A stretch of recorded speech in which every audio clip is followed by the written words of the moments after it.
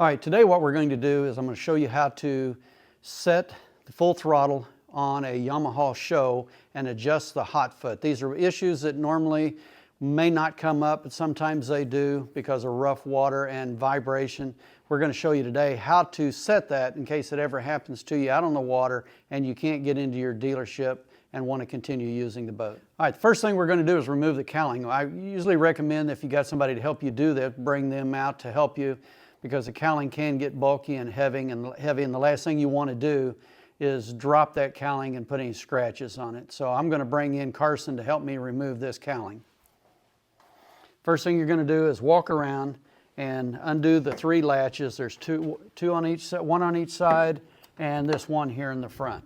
And again, just simply remove it, go straight up with it until you can get it loose, and we'll bring it over and set that down here on the back deck of the boat. All right, now that you have the cowling removed, you're going to come over here to the starboard side of the motor. On this side of the motor, you're going to see the oil filter, and just to the front of the oil filter, you're going to see the full throttle indicator. We're going to show you how to adjust that, and I'm going to enlist Carson's help. He's going to be at the console working the hot foot, and then I'll tell him when I've got full throttle fully set.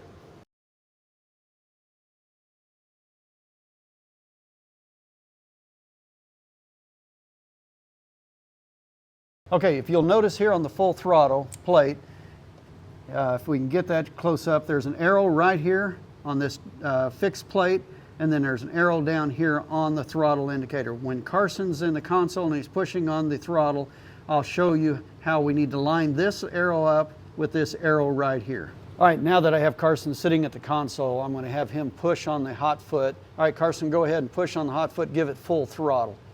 All right, as you can see right there, the arrow is here, and here's full throttle right here. So we're not there. So we're going to do some adjustments on the hot foot to allow that to line up. Okay guys, real quick, we just wanted to show what exactly it is that we're tightening and loosening. So as you can see here, we've got this bolt with this nut on it. So whenever you need to add more throttle cable or less, you'll take a 7/16 inch wrench and you'll loosen or tighten that bolt there. Once you get all your adjustments made, then you're going to want to come down here to this nut, and you're going to want to tighten it down with that same wrench and tighten it down to this plate to make sure it stays there. Okay, Carson, we made the adjustment, so push it again all the way. Let's see what happens. All right, that looks perfect. As you can see, the arrow on this body plate right here is just a little bit past full throttle. That's where we want it to be. You can get them either lined up, or I like to always usually have it about an 1/8 inch past this mark right here, which is full throttle. Okay. Now that we've got full throttle set, we know all of our nuts are tied on the hot foot. Now we're going to put the cowling back on and make sure we have the three latches securely latched.